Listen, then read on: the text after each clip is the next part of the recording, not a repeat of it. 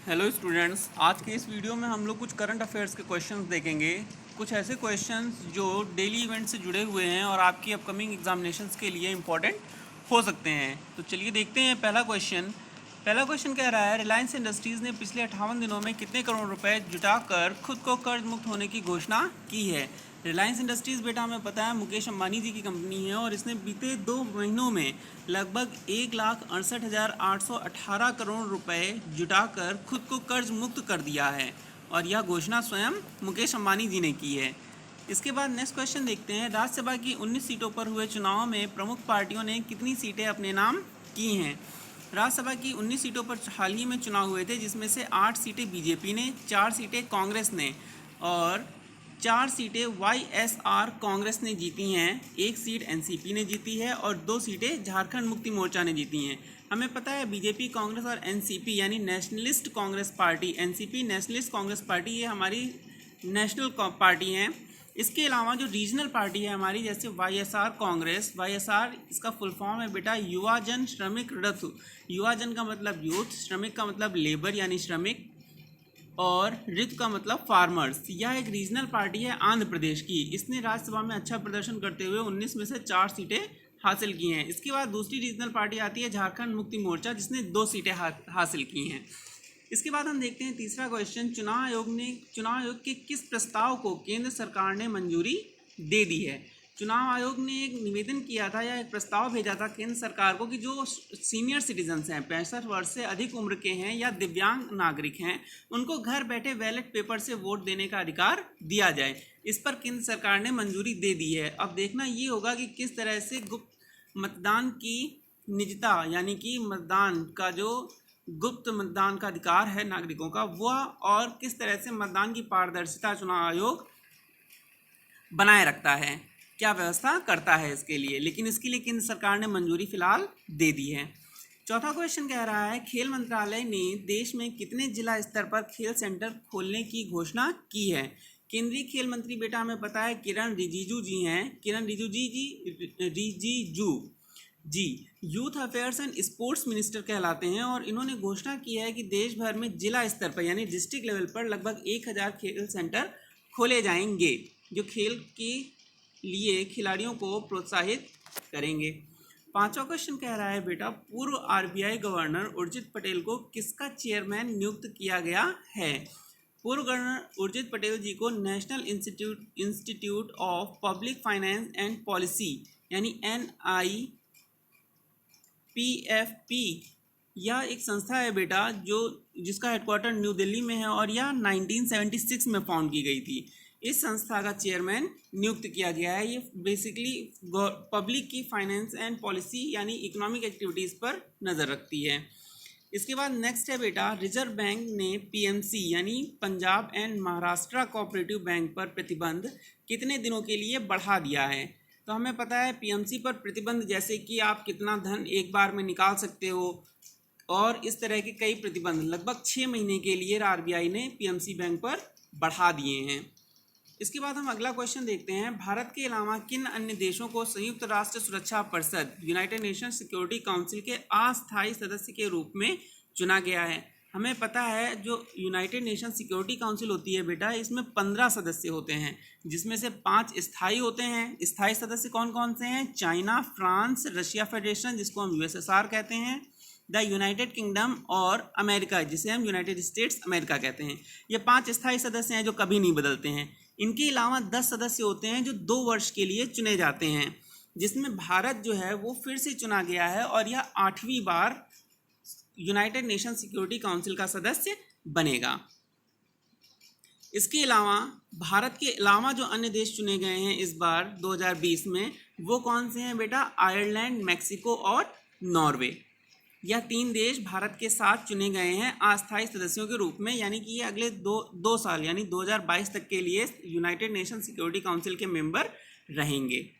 इसके बाद अगला क्वेश्चन कहता है, भारत में 21 जून तक कोरोना वायरस के संक्रमितों की संख्या कितनी हो गई है। तो वर्ल्ड मीटर जो हमारा है उसके हिसाब से भारत में 21 जून तक 4,21,765 व्यक्ति कोरोना संक्रमित पाए गए हैं, जिनमें से 13,502 की मृत्यु भी हो गई है। हालांकि विश्व स्तर पर अगर देखें हम तो मृत्यु होने का आंकड़ा यानी मृत्यु दर कोरोना की वजह से काफ़ी कम है भारत में। जो रिकवरी रेट है भारत में वो काफ़ी अच्छा है। अगला क्वेश्चन कह रहा है प्रतिवर्ष 19 जून को किस दिवस के रूप में मनाया जाता है। 19 जून 2015 से 19 जून को international day for the elimination of sexual violence and conflict के रूप में मनाया जाता है। कब से? 19 जून 2015 से।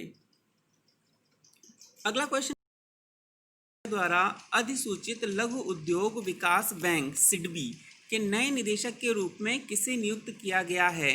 नए निदेशक सिडबी बैंक जो है बेटा वो लघु उद्योगों के लिए है और सिडबी जो है वो 2 अप्रैल 1990 को बना था। निदेशक हैं वो देवेंद्र कुमार जी बनाए गए हैं। 11वां क्वेश्चन कह रहा है बेटा सुप्रीम कोर्ट ने कोविड-19 के कारण किस ऐतिहासिक यात्रा व उससे जुड़ी सभी गतिविधियों पर रोक लगा दी है। तो हमें पता है उड़ीसा में जगन्नाथ स्वामी जी की यात्रा निकलती है जिससे हम लोग कार फेस्टिवल या चैरियट फेस्टिवल भी कहते हैं, पूरी रथ यात्रा। इस पर सुप्रीम कोर्ट ने या इससे जुड़ी सभी गतिविधियों पर सुप्रीम कोर्ट ने रोक लगा दी है। इसके बाद नेक्स्ट क्वेश्चन कह रहा है बेटा हमें पता है इस टाइम भारत चीन विवाद बहुत ज़्यादा चल रहा है जिसके चलते भारतीय रेलवे ने चीन को दिए गए कॉन्ट्रैक्ट को रद्द कर दिया है। किस कॉन्ट्रैक्ट को रद्द किया है? Eastern front corridor project. Eastern front corridor project का बेटा जो नाम है वो ईस्टर्न डेडिकेटेड फ्राइट कॉरिडोर भी है, EDFC। यह एक 471 करोड़ रुपए का कॉन्ट्रैक्ट था जो कानपुर से मुगल सराय 417 किलोमीटर रेल लाइन बनाने के लिए चीन की कंपनी को दिया गया था जिसे भारतीय रेलवे ने रद्द कर दिया है। इसके बाद अगला क्वेश्चन देखते हैं जियो प्लेटफॉर्म्स में किस कंपनी ने 2.32% हिस्सेदारी खरीदने के लिए 11,367 करोड़ रुपए का निवेश किया है। तो इसमें निवेश किया है पब्लिक इन्वेस्टमेंट फंड ने। इसके बाद अगला क्वेश्चन आता है ऑस्ट्रेलिया क्रिकेट बोर्ड ने टीम के किस कोच को उनके पद से हटा दिया है। ऑस्ट्रेलिया क्रिकेट बोर्ड जो है उसने ग्रीम हिक जो बैटिंग कोच थे ऑस्ट्रेलिया क्रिकेट टीम के उनको उनके पद से हटा दिया है। ग्रीम हिक वैसे तो जिम्बाब्वे के क्रिकेटर हैं और जिम्बाब्वे के ही मूल निवासी भी हैं। इसके बाद हम नेक्स्ट क्वेश्चन देखते हैं बेटा किस इंटरनेशनल क्रेडिट रेटिंग एजेंसी ने 8 साल में पहली बार भारत की जीडीपी ग्रोथ निगेटिव रहने का अनुमान लगाया है। तो एक अमेरिकन क्रेडिट रेटिंग एजेंसी है बेटा Fitch, FITCH। Fitch rating incorporation है जिसका हेडक्वार्टर न्यूयॉर्क में है और जो 1914 में बनी थी। इसने 2020 में भारत की जीडीपी ग्रोथ रेट निगेटिव रहने का अनुमान लगाया है, FITCH। नेक्स्ट क्वेश्चन है बेटा 19 जून के ही दिन 1961 में ब्रिटेन से कौन सा देश आज़ाद हुआ था। 19 जून के ही दिन 1961 में बेटा कुवैत जो है वो ब्रिटेन से आज़ाद हुआ था। 1961 भारत चीन युद्ध, खैर ये अलग डेट है। नेक्स्ट क्वेश्चन कहते हैं बेटा किस राज्य सरकार ने नीट परीक्षा को पास करने वाले सरकारी संस्थानों के छात्रों को 10% आरक्षण देने की घोषणा की है। सरकारी संस्थानों के छात्र जो नीट परीक्षा देंगे, नीट परीक्षा बेटा जो मेडिकल के लिए होती है, MBBS के लिए होती है, उसमें 12th के छात्र ही मोस्टली एंट्रेंस लेते हैं। तो सरकारी संस्थानों से पढ़े हुए कक्षा 12 के छात्र जो नीट परीक्षा पास करेंगे ऐसे छात्रों को 10% आरक्षण दिया जाएगा।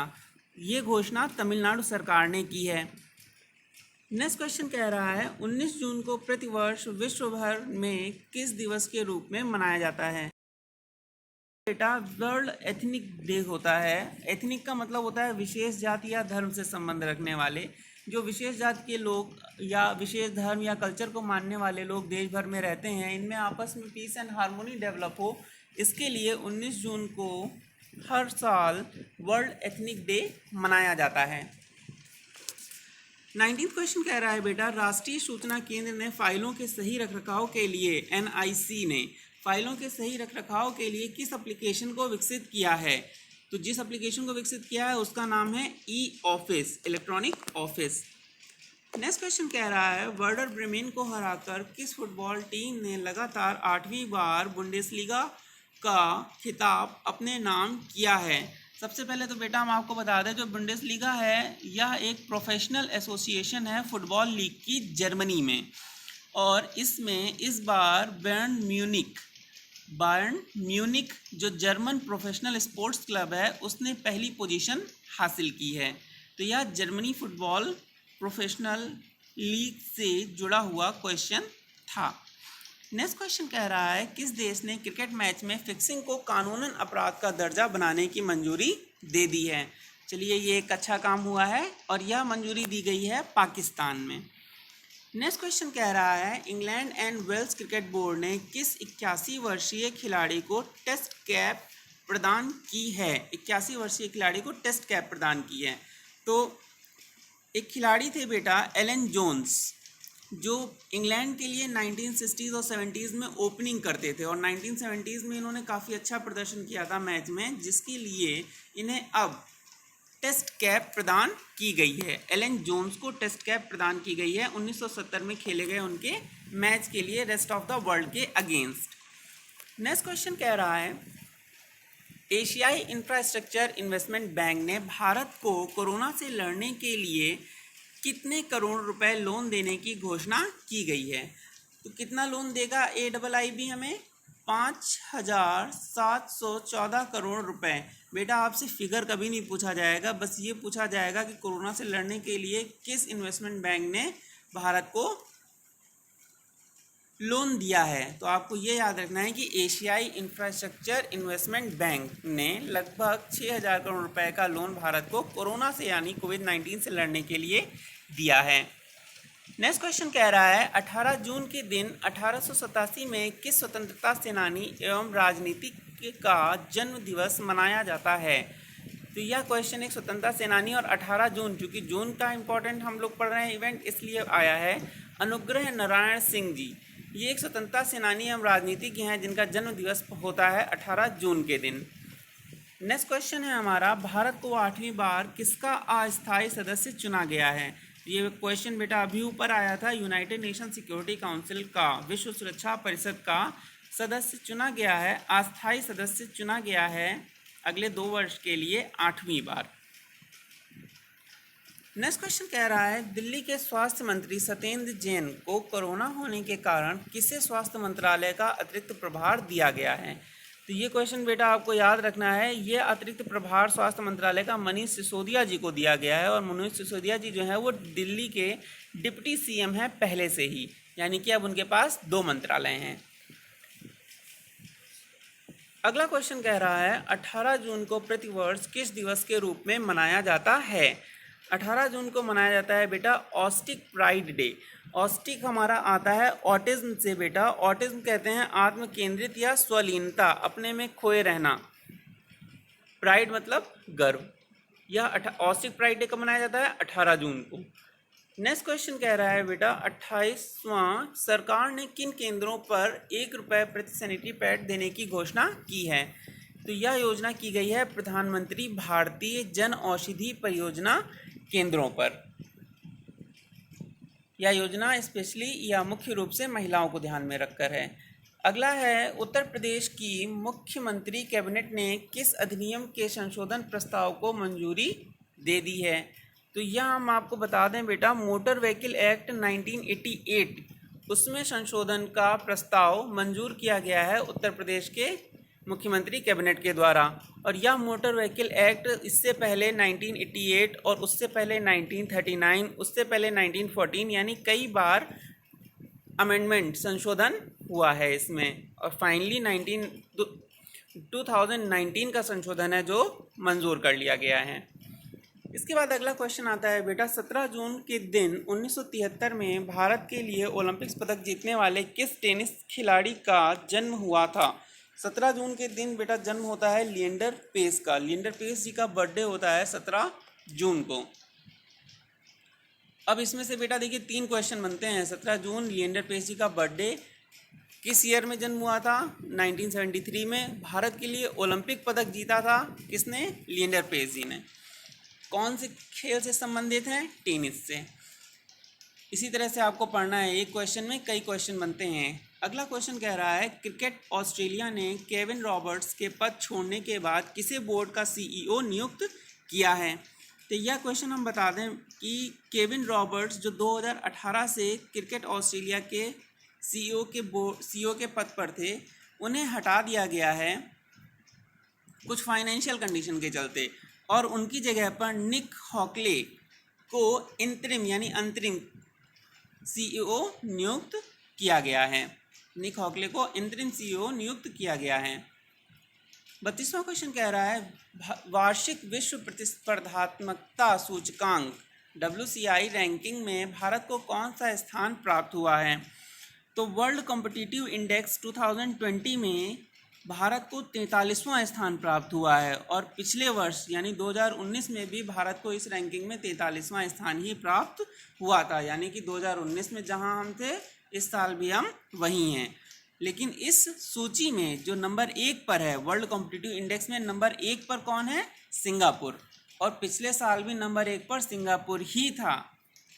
सबसे आखिरी है वेनेजुएला 63 नंबर पर, और सबसे ऊपर है सिंगापुर, और बीच में भारत 43वें नंबर पर अपनी पोजीशन 2019-20 बरकरार रखते हुए। अगला है UNCTAD अंकटाड जिसे कहते हैं कि वर्ल्ड इन्वेस्टमेंट रिपोर्ट 2020 के मुताबिक वर्ष 2019 में FDI को लुभाने के मामले में भारत किस नंबर पर रहा। जितनी अच्छी हमारी इंडस्ट्रियल पॉलिसीज़ होती हैं, गवर्नमेंट पॉलिसीज़ फेवरेबल होती हैं इंडस्ट्रीज़ के लिए, उतना ही ज़्यादा इन्वेस्टमेंट कोई भी इंडस्ट्रियलिस्ट करता है भारत में। और FDI यानी फॉरेन डायरेक्ट इन्वेस्टमेंट 2018 में $42 बिलियन था, और भारत विश्व में 12वें नंबर पर था, जो कि बढ़कर 2019 में $51 बिलियन हो गया है। और भारत का स्थान भी विश्व में बढ़कर FDI को लुभाने के मामले में 9वां हो गया है। ये याद रखिएगा, पिछले साल से पोजीशन हमारी 3 अंक बढ़ी है, 12वें से 9वें पर आ गए हैं। 34वां कह रहा है क्वेश्चन वार्षिक विश्व प्रतिस्पर्धात्मकता सूचकांक, जो क्वेश्चन अभी बेटा ऊपर आया था, रैंकिंग में किस देश को शीर्ष स्थान प्राप्त हुआ है। तो ये हमने आपको बता दिया था बेटा, सिंगापुर पिछली बार भी फर्स्ट था 2019 में, और 2020 में भी सिंगापुर ही फर्स्ट है।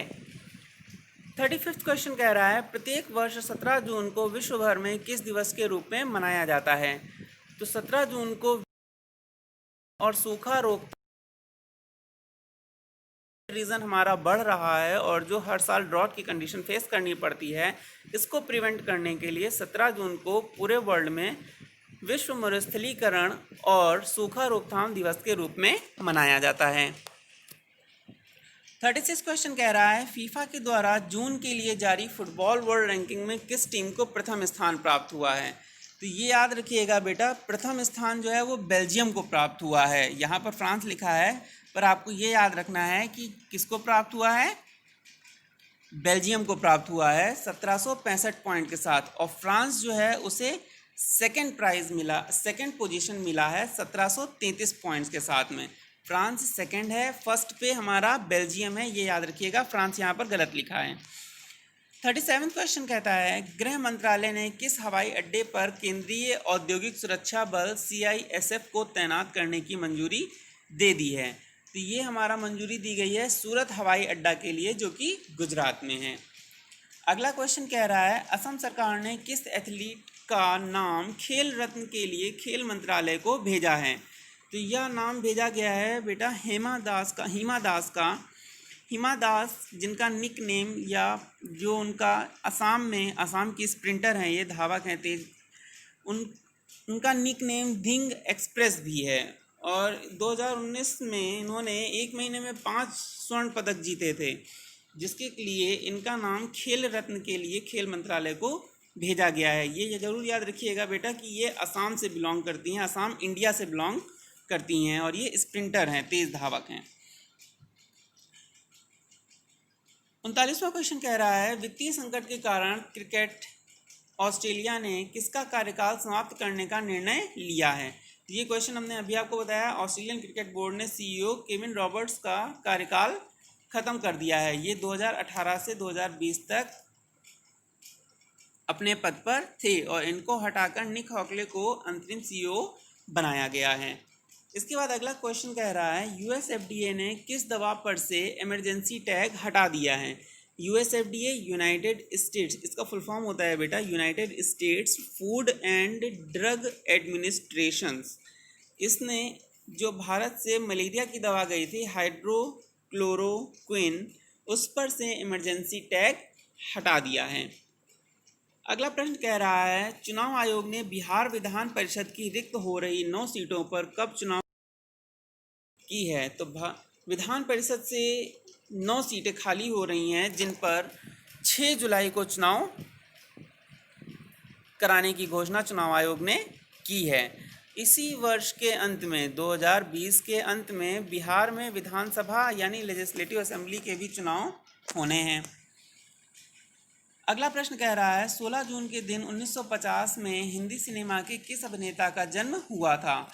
16 जून को भारत के हिंदी सिनेमा के किस अभिनेता का जन्म हुआ था। मिथुन चक्रवर्ती जी का। 16 जून को किस अभिनेता का जन्म दिवस होता है। मिथुन चक्रवर्ती जी का। अगला प्रश्न कह रहा है नेशनल एंटी डोपिंग एजेंसी नाडा ने अपने रहने के स्थान की जानकारी यानी कि निवास स्थान की जानकारी न देने के कारण कितने भारतीय क्रिकेटरों को नोटिस जारी किया है।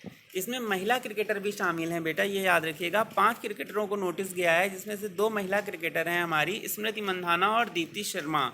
इसके अलावा रविंद्र जडेजा, चेतेश्वर पुजारा और लोकेश राहुल को नोटिस भेजा गया है अपने निवास स्थान की जानकारी ना देने के कारण। अगला प्रश्न कह रहा है केंद्र सरकार ने किस नाम से health care supply chain portal launch किया है।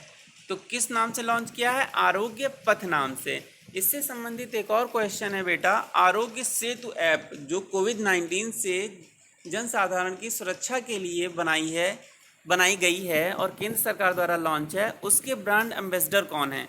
तो ये याद रखिएगा आरोग्य सेतु ऐप के ब्रांड एम्बेसडर अजय देवगन जी हैं, अभिनेता अजय देवगन जी हैं। अगला प्रश्न है अमेरिकी अंतरिक्ष एजेंसी नासा ने पहली बार किस महिला को स्पेस फ्लाइट प्रोग्राम का प्रमुख नियुक्त किया है। तो अमेरिकी अंतरिक्ष एजेंसी नासा का फुल फॉर्म होता है बेटा, सबसे पहले तो ये बेसिक क्वेश्चन है। ये नासा का फुल फॉर्म होता है national aeronautics and space administration, या 1958 में बनी थी एजेंसी जिसका हेडक्वार्टर वाशिंगटन डीसी में है। इसने पहली बार किसी महिला को स्पेस फ्लाइट प्रोग्राम का प्रमुख नियुक्त किया है और जो स्पेस फ्लाइट प्रोग्राम है वो ह्यूमन स्पेस फ्लाइट प्रोग्राम है। ह्यूमन स्पेस फ्लाइट प्रोग्राम का हेड बनाया गया है किसको।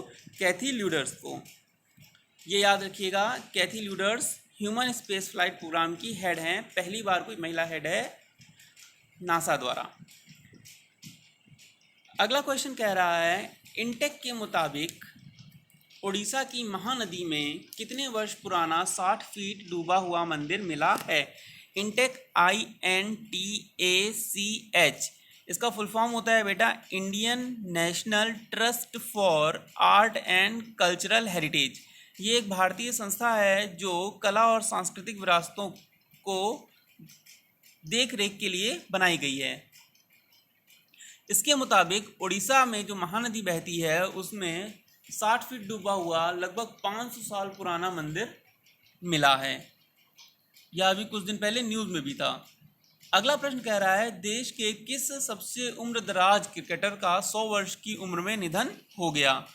यह क्वेश्चन बहुत इंपॉर्टेंट है बेटा क्योंकि वसंत नायसाद राय जी, ये पूरा नाम है इनका, वसंत नायसाद राय जी, जो कि भारत के ओल्डेस्ट फर्स्ट क्लास क्रिकेटर थे। उनका 100 वर्ष की उम्र में निधन हो गया है। 1920 में जन्मे थे और 2020 में इनका निधन हुआ है। इसके बाद अगला क्वेश्चन आता है भारतीय मूल की अमेरिकी मिलिट्री एकेडमी से ग्रेजुएट होने वाली पहली महिला सिख कौन बन गई हैं। तो पहली महिला सिख जो अमेरिकी मिलिट्री एकेडमी से ग्रेजुएट हुई हैं वो हैं हमारी अनमोल नारंग जी। इसके बाद अगला क्वेश्चन कहता है global alternative asset firm TGP यहाँ पर है बेटा टेक्सास ग्रुप पैसिफिक, वैसे तो इसको टीपीजी कहते हैं, टेक्सास पैसिफिक ग्रुप ने जियो प्लेटफॉर्म में कितने करोड़ रुपए निवेश करने की घोषणा की है। तो टेक्सास पैसिफिक ग्रुप टीपीजी जो है वो एक अमेरिका की इन्वेस्टमेंट कंपनी है जिसने जियो प्लेटफॉर्म में लगभग 4,500 करोड़ रुपए, to be very specific 4,546.80 crore रुपए खर्च करने या निवेश करने की घोषणा की है। टीपीजी का फुल फॉर्म याद रखिएगा बेटा, टेक्सास पैसिफिक ग्रुप, जो global alternative asset firm America की कंपनी है ये। अगला प्रश्न आता है इसमें, 14 जून को विश्व भर में किस दिवस के रूप में मनाया जाता है? 14 जून विश्व रक्तदान दिवस के रूप में मनाया जाता है। और इसके बाद अगला क्वेश्चन भी इसी से संबंधित है। 14 जून के ही दिन 2001 में किस संगठन की स्थापना हुई थी? तो 14 जून 2001 को संघाई सहयोग संगठन की स्थापना हुई थी। ये थे बेटा आपके 22 जून तक के सारे इंपॉर्टेंट इवेंट्स एंड इंसिडेंट्स।